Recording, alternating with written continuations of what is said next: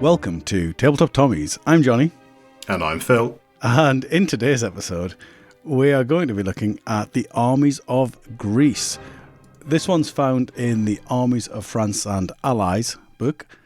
And before we do, I think we'll quickly run through the history a little bit in terms of Greece's involvement in World War II.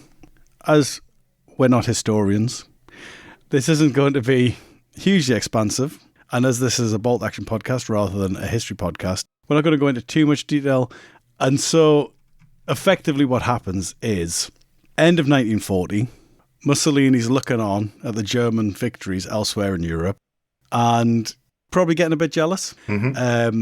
Mussolini's looking for his own victories. He thinks that Greece is going to be a bit of an easy target, I think. And so he sends an ultimatum to Greece to basically tell them to give up before they even fight. The Greece Prime Minister says no, obviously.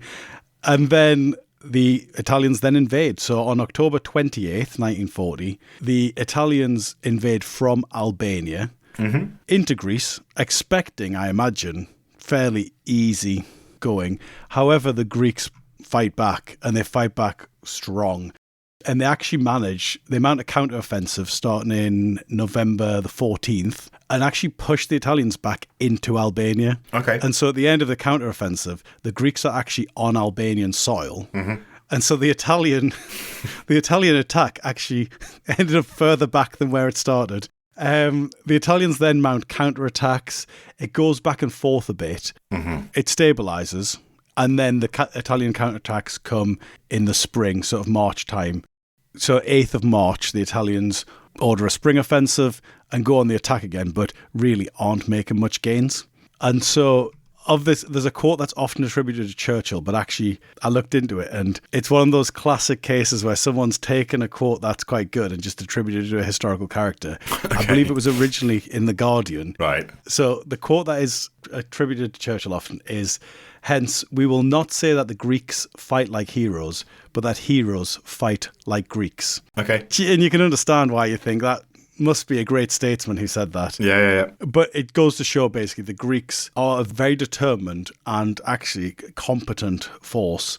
In Greece as well, we've also got some British troops. We've got British troops, we've got Australian troops, and we've got New Zealanders as well. And so the Germans agree with the Bulgarians, basically passage through Bulgaria to attack Greece. So if we look at the area for anyone who's not a geography buff, at the time, if we start in the Adriatic, so to the right of Italy, if you will, you've then got Greece at the bottom.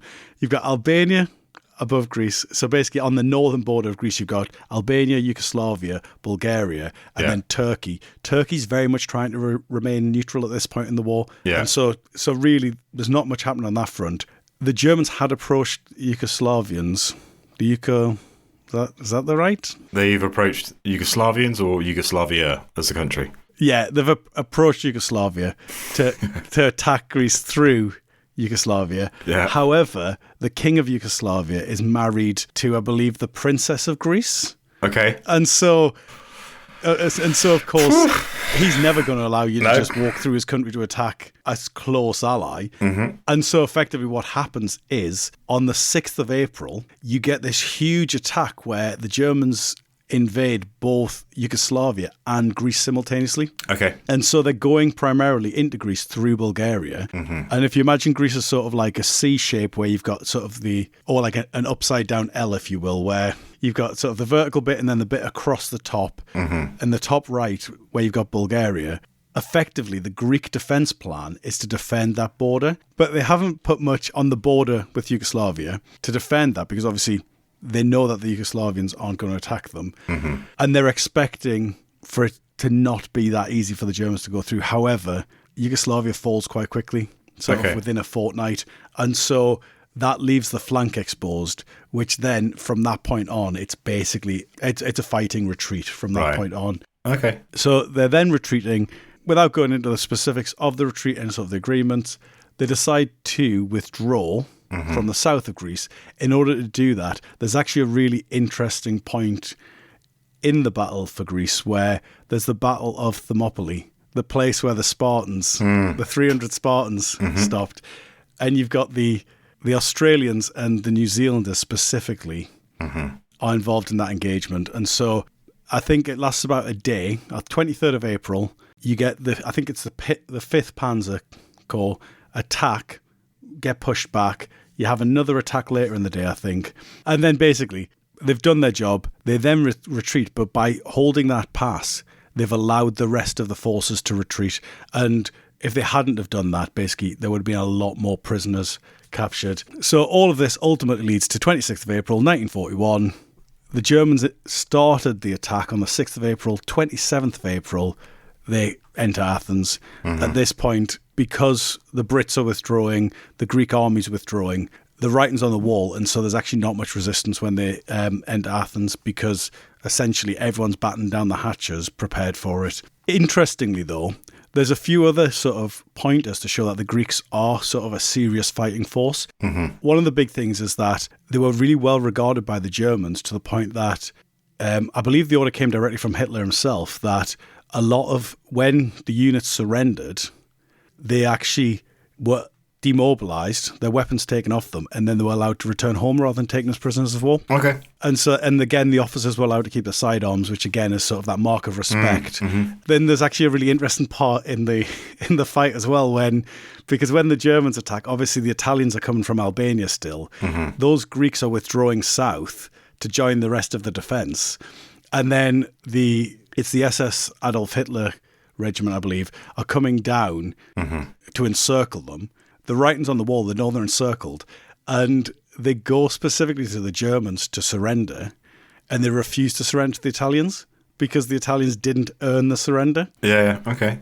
Which really shows how little they thought of the Italians at the time. And I thought it was a really interesting little snippet into sort of the psychology of the time. But it just goes to show, like, they were so well regarded by the Germans because they were a good fighting force. It's only a small nation, and yet they put up a strong resistance. And again, that continues through the war. And so by about 1944, so there's loads of, after the Germans invade and occupy, there's loads of resistance groups. Loads and loads and loads. The biggest one, the National Liberation Front, or the EAM in Greek, as in, like, that's the acronym. Yeah. That's not how it's pronounced. They've got 1.8 million members by 1944, and the population of Greece is only 7 million. And now, obviously, the 1.8 aren't all fighting men. Yes, sure.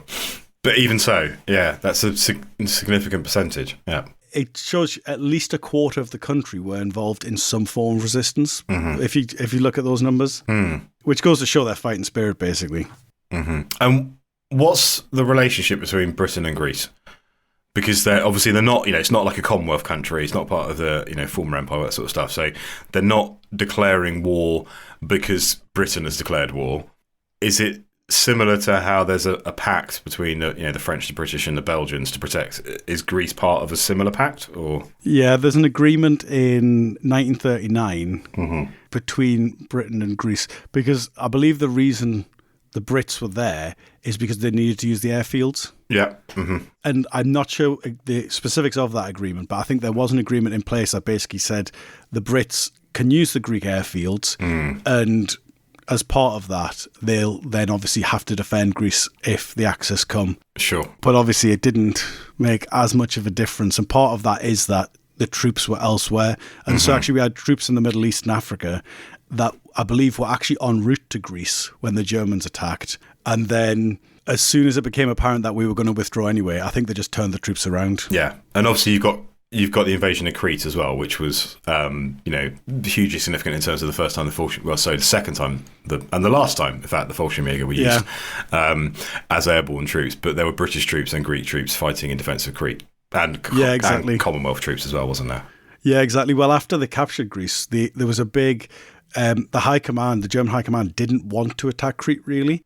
Goering was very keen to, because he thought it would be an easy victory that would sort of, because the Battle of Britain didn't go great, he thought it would be good for the Luftwaffe to have a good victory. And so they went for Crete. The generals, I believe, wanted Malta because they thought Malta was more significant to the supply routes to Africa. But I think the thought was we'll use Crete as basically our test bed. We'll take Crete easily, and then we'll attack Malta from there. But yeah, you're right. It was the last one because it went badly. They took the island, but it's such high cost that they never did an airdrop on that scale for the rest of the war, did they? Yeah. Interesting. Brilliant. So on that note, should we jump into units? Yeah. Before we jump into units, national characteristics? Is that what you're going to say? I was going to say I know nothing about Greece in bolt action, so I'm looking forward to hearing what their national characteristics are and their units. Well, I was expecting...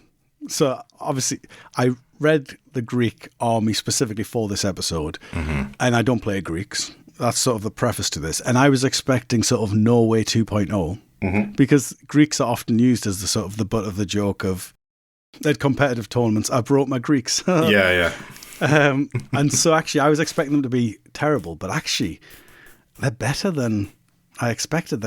There's some tasty little things going on here. Okay. So jumping into the national characteristics, you've got the classic communication breakdown that the French have, the rule that doesn't really affect much, where basically if the first dice is yours, your opponent can ask you to put it back in the bag on the first turn, and then the rest of the game, it's irrelevant. Not very creative rule. Doesn't really affect the game unless you've got a sniper, I would say. The next one, though, is Fieldcraft, which is, I believe, came up in the last episode with the Australians as well, where you've got any Greek unit starting the game in hidden may also start in ambush, which is nice. And additionally, on the first turn, all Greek infantry units treat rough ground and obstacles as open ground for the purposes of movement. And so your troops can run through a forest on the first turn. Nice, yeah, which is, like the PAP ones in the previous episode. Yeah, exactly. Quite a nice little rule there, and it will come down to sort of what else is in the army, obviously. Quite a nice one. The other rule they've got, so they've only got 3, and this is the third, is infiltration, where they don't get a -1 for coming onto the table from outflank. Nice. Yeah, I mean, they're not brilliant national characteristics, but equally they've got the potential that with certain units they might be a little bit tasty. Yeah, it sounds interesting. It's depending on what the units are like, but you can start to think of how you might play around with deployment and, being either advanced up the board or, really leaning into the outflank special rule. Yeah, exactly. Moving into the units, now the headquarters are fairly standard. You've got your second and first lieutenant at all the veterancies and your captain and major at all the veterancies.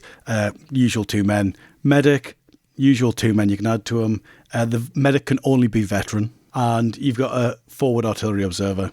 Again, you can add 2 men as usual, and he can be regular or veteran. So fairly standard loadout for the headquarters.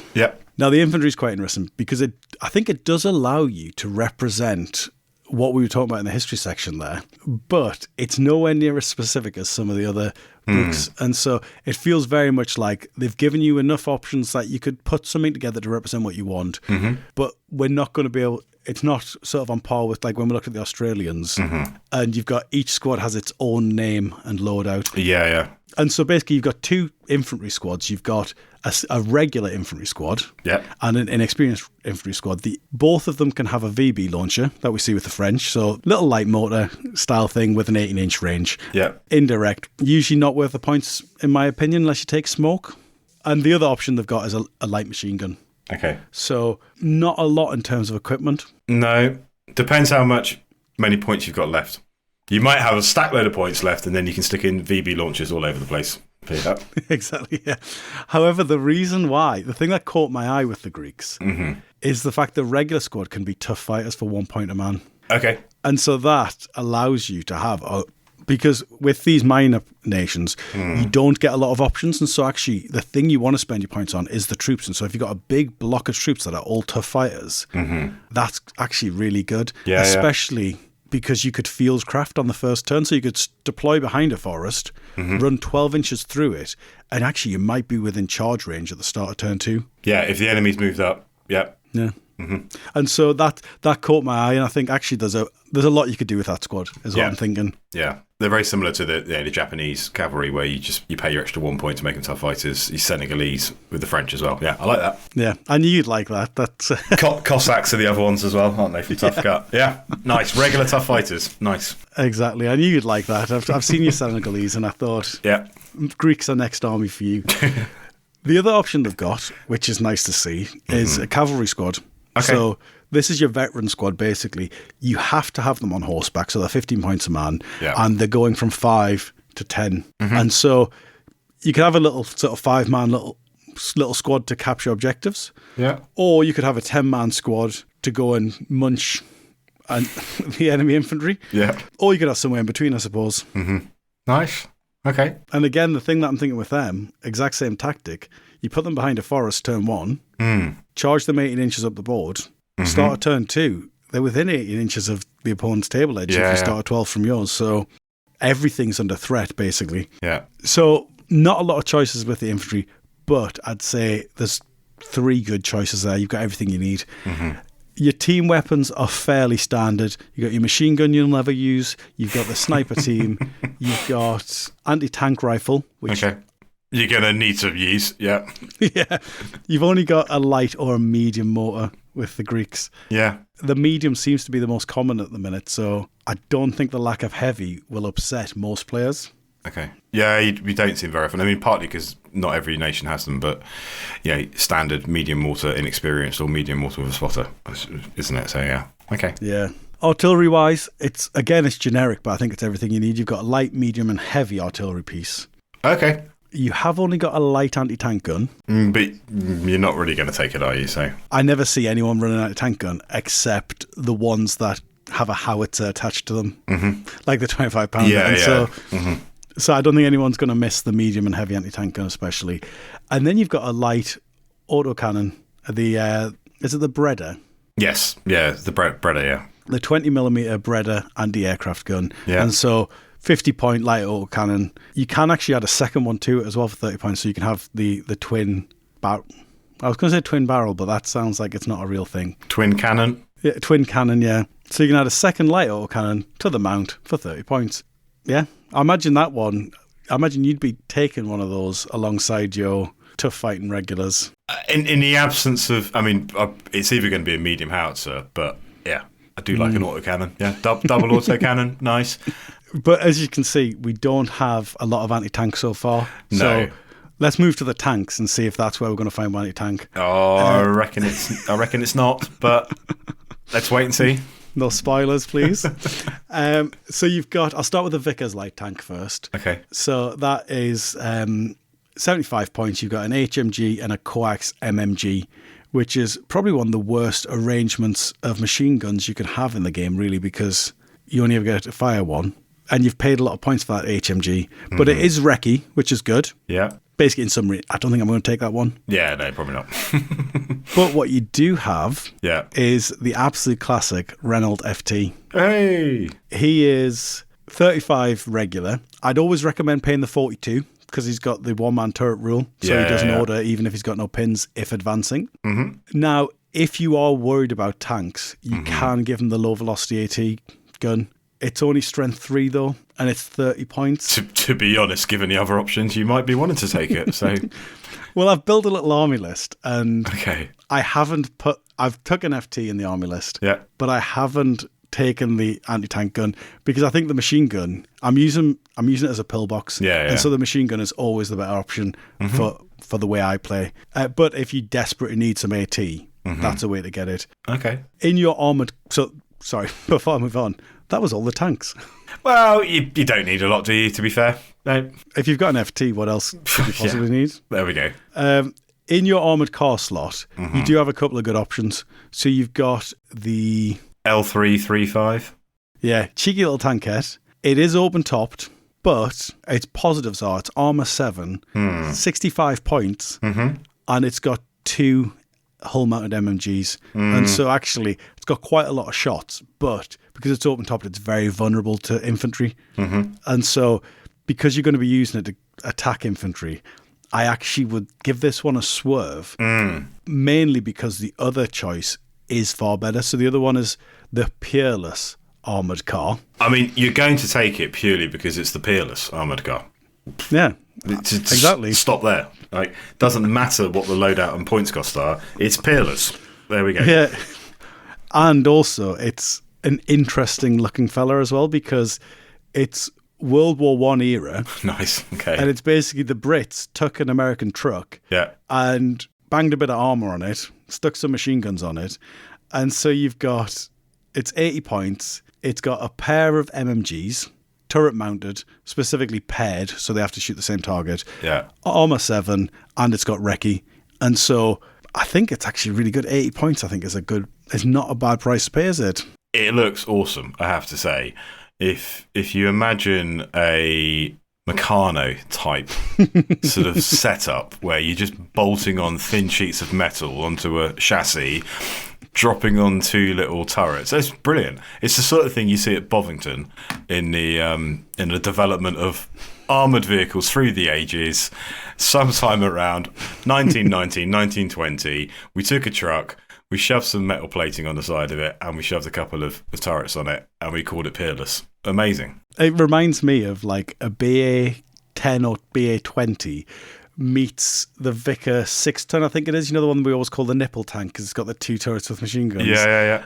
It's basically like someone's mashed those 2 vehicles together. Mm-hmm. And I think actually it probably does show the lineage of sort of British armoured vehicle development from this idea to the 6-ton tank. Mm-hmm. Mm-hmm. But yeah, I'm definitely going to have one of them if I'm doing Greeks anyway. That's awesome. In summary. Well, I'm glad you liked it because that's your lot. That's all you're on. It's Peerless. It had me on the name, if I'm honest.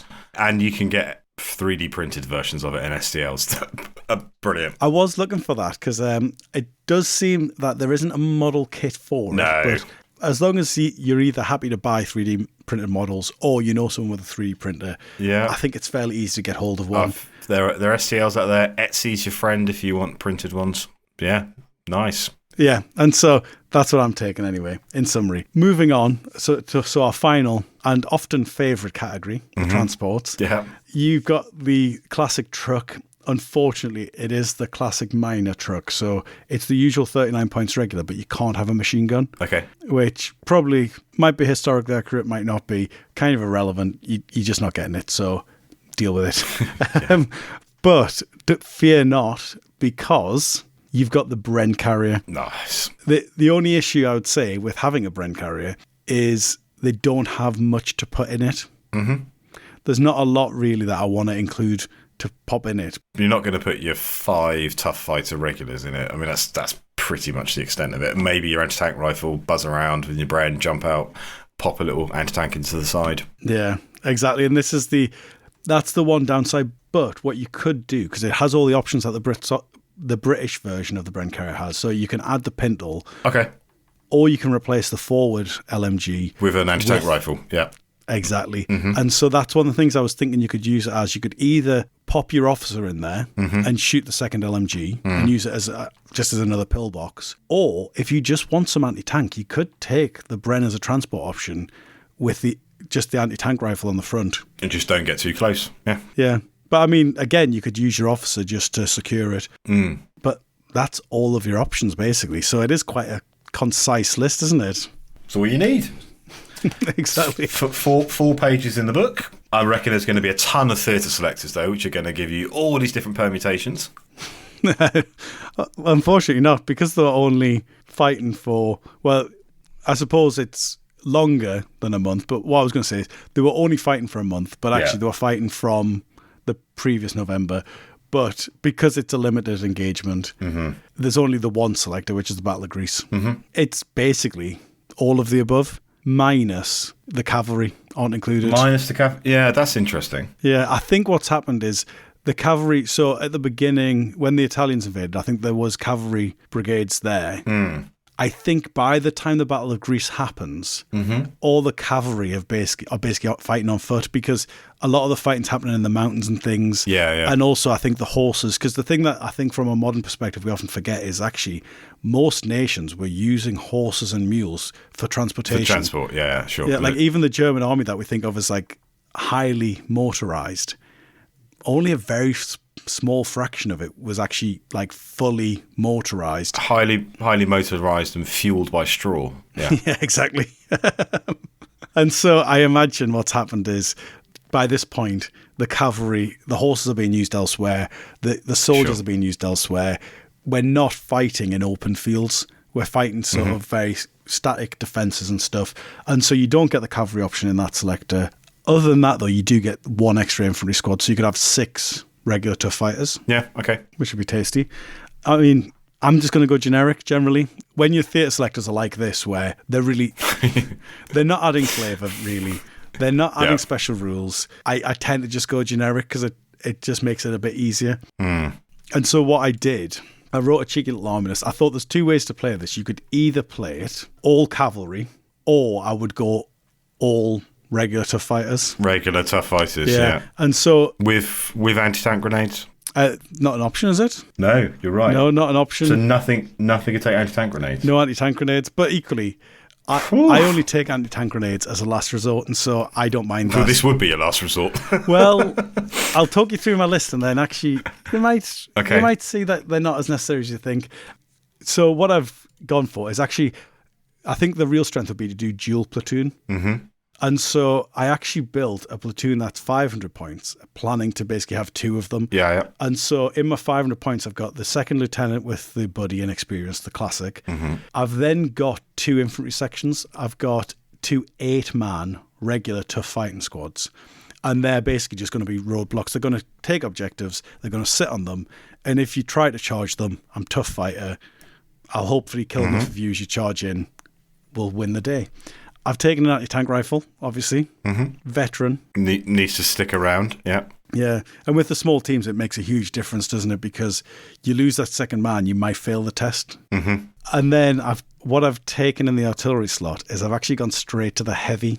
And so that's basically going to function both as an anti-infantry. Yeah. And it's going to basically be a light anti-tank gun, but without that negative modifier for long range. So actually, it's better. It is expensive, though, because with the spotter, it's 125 points. Mm-hmm. And then in my armoured cars, then in my armour, I've got the Peerless, naturally, and the Renault.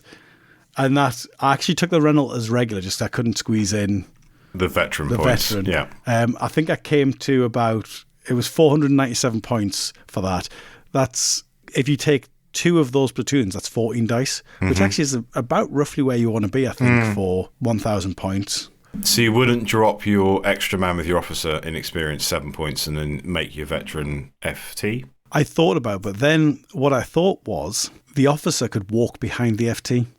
Okay, yeah. Because actually he doesn't have another job at the minute. Yeah. So quite often when I run like my Americans, I'll run inexperienced artillery, and then the officer's job is to bolster that. Mm-hmm. In this, because we don't have that as many options, I went for strong options, which means that actually the officer doesn't have a big job. And so he's going to support the FT, and he's going to be that. And again, he'll just help to keep little, like, I don't know, say your bazooka comes at the FT, my officer can have a little pop at him as well. Okay. And basically the idea is that turn 1, the infantry will run to where they need to be to create a roadblock to allow the 2 heavy howitzers to just keep raining down as they want. And then I could actually outflank the anti-tank rifles if I thought it was going to be useful. I could send 1 each side to potentially get a side shot or even a rear shot on a tank. Yeah. And then the armoured car and the FT is basically just going to pin down anything that's coming towards us. And if you did need to go on the assault, if you're pinning people down with your armoured cars, you can then throw your tough fighters forward if you need to. Exactly, yeah. Originally, I built the list with like 10 or 11 man squads. And then it's that classic thing where you just shave a little bit and you try to get them as small as possible, but still effective to try and use the points elsewhere. And so I think what would happen is if I played that army, I think over time it would develop and it would become, because right now it's very sort of like cut and paste. Yeah, sure. And I think over time you'd find the nuance where actually this needs to be a 9-man squad, etc. I mean, the other way you could build this army that I looked at was to take 5 cavalry squads, the officer with 2 buddies on horseback. You then basically take the same options, anti-tank rifle, Peerless, FT, and then a heavy artillery piece, and you've still got points to include an intelligence officer. Okay. So you could add the intelligence to the officer. Yeah. That makes it a 4-man squad, which makes it better in combat. But also it means you can charge forward, better chance of getting the first dice. Because also those horses, 36 inches in 2 turns. I mean, it's like an alpha strike, but on turn 2. Yeah. And I think that actually, and this is with the first lieutenant as well, so you can snap 2 squads. And I think I still have points left because I came to, without adding the intelligence officer with his horse, I'm at 957 points. Cool. Okay. I would actually put the Greeks, I'd say, if we were to rank their competitiveness out of 5, and for context, I'd say, let's say Brits are a 5, and let's say that the Norwegians are a 1. Okay, yeah. So there's your context. I'd put the Greeks at about a 2.5. Maybe it's even a little bit high. I was tempted to I was thinking 3, but then I'm thinking they're probably not that good, just because of the amount of options. I wouldn't say there were 3, but yeah. I mean, if you use something like the infiltration with your anti-tank rifles coming on the outflank, not getting the -1, veteran anti-tank rifles, cheeky little side shot. Yeah, I think the fact you can take the heavy howitzer as well does make a difference because it does give you a little bit of AT. Because +4 penetration is fine. Like unless someone's going to bring, a bunch of armor 10 or 11 tanks, which you're never going to penetrate, then you're going to start pinning them, and you're going to get D6 pins as well when you shove a heavy howitzer hit on them. Yeah, and really, it's only the armor 11 that's problematic because the armor 10, armor 10 you're still going to pin. The armor 10 you're still going to pin. The 11 you're going to need an indirect shot to hit the top armor, and so the 11's going to be tricky. Or you direct hit it, and then you hope that you roll sufficiently so it does take pins. Yeah. Who brings an armor 11 tank? Come on. I faced one once. Someone brought. Is it the Churchill AVRE or is it the? No, it might be the flamethrower variant. That's armor 11. It's only 10. Let's have a quick look because I faced one, and surely it's German tanks and maybe a Soviet tank. It's a Soviet and German tanks armor 11, isn't it? I think I'm pretty sure, not a Sherman. I'm sure one of the Churchills is armor 11 because I was shooting it with my heavy mortar, and I was like, "Oh, you can't hurt it." You might have got played. Which is the one with the flamethrower? The crocodile. The crocodile. Oh, yeah, you're right. It's armor 11. Wow. Yeah, exactly. Because I didn't think it was either, and I'm firing these heavy mortar shells at it. Yeah. And then I finally get the hit, and I'm like, get in. Because also, you're so long, you can't get away from the rubble. once you start ranging in, yeah. But it's 485 points regular. The worst part was, because this was one of the Warlord boys who'd come down to 3 good men. Okay. And so he'd deliberately taken sort of the classic where if you're doing Germans, you take the Tiger 2, veteran, and then have a 3-dice army. He'd done that, but with Brits. And so it was a veteran crocodile. Right. So, nice. And so it wasn't even that half the time the pins don't matter. I couldn't even pin it. It couldn't do anything, yeah. You're going to play wacky races and not wacky, so Benny Hill sketch where crocodile comes towards you and you run the other way. Because also he's only 6-inch advances. Yeah, exactly. Yeah. And then you just deal with his 2 other dice, one of which is an officer. Yeah. Yeah. Sorry, 3 other dice because you've got to have 2 squads. Yeah. Sorted. Yeah, and that's exactly how the game descended into exactly that, where I destroyed the rest of his army. Yeah. Or I destroyed it enough that I'd won the mission, basically. And then it just became a grudge match to kill the crocodile. And so trying to get the bazookas close enough without getting flamed, etc. Yeah. And then I actually think he got the moral victory because I don't think I managed to kill a crocodile in the end. So there you go. I'd give him the moral victory as well, yeah. Yeah. But I got the points. So cool. Anyway. So that's the Greeks. Okay. Nice. They're pretty good. I mean, they're all right. Yeah. I'm impressed. They're different. I'm just looking at Great Escape Games, and their range of models are amazing. They don't do Greek cavalry, but everything else. Well, sorry, I'll rephrase that. They don't do Greek cavalry. They don't do the artillery pieces, but their infantry models are brilliant, and they've got some awesome Greek military chaplains. I'm almost tempted to buy some, not so I can have a Greek army, just so I can paint them up, because they're Orthodox Greek chaplains with rifles. It's amazing. The chaplains have a rifle? Yeah. Well, that is peculiar, isn't it? Mm-hmm. They look really cool. And Warlord don't have a range of Greeks at the minute, do they? No. At the minute or ever. Well, I don't like to speak forever, but... Currently, no. Ask us in 2 years and the answer's probably still the same. I know. I actually really like the Great Escape models. They look really cool. Well, this is... So, because my expectations were Norway level, when I read the Greek entries, I was really contemplating doing Greeks as my next army. Mm-hmm. I nearly returned all those men on skis back to the shop to go and buy some Greek models. Picked up some chaplains. Their sniper team looks awesome as well. I really like them. Fair play to Great Escape Games. They look really cool. Now, if Great Escape Games have a sudden upsurge in Greek model sales, World War II, we know why. Yeah. I do think, as well as being surprisingly competitive, I do think the Greeks are also a good one for sort of a campaign down the club or a campaign day, because you've got all those different nationalities involved in the battle for Greece. And then also you've got sort of like the different stages, because you could start your campaign with Italy invading, the Greeks pushing them back. You could also sort of have the Yugoslavian sector as well of your campaign.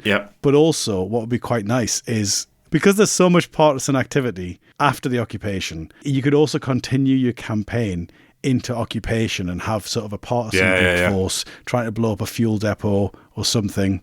And so, I think this, even though it is a short period of the war, I think there's actually quite a lot of meat there for a campaign. No, they're cool. I think the fact that there is, for me, a really nice range of models makes them more interesting to look into than having to either find the models and not be happy with the quality of them or having to kit bash. Yeah.